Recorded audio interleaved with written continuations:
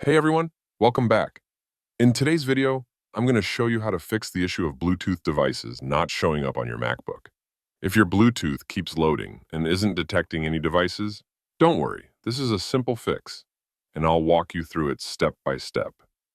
As you can see on my screen when I try to open Bluetooth, it just keeps loading, and no devices are showing up. This can be frustrating, but it's actually pretty easy to solve. First, let's go to System Preferences.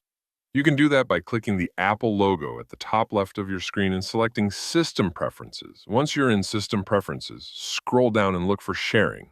Click on that.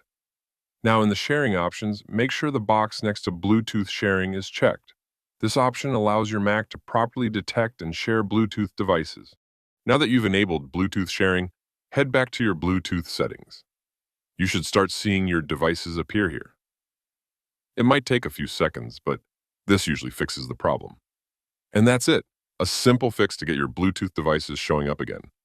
If this video helped you out, don't forget to give it a thumbs up and subscribe to the channel for more tech tips and fixes. Thanks for watching, and I'll see you in the next video.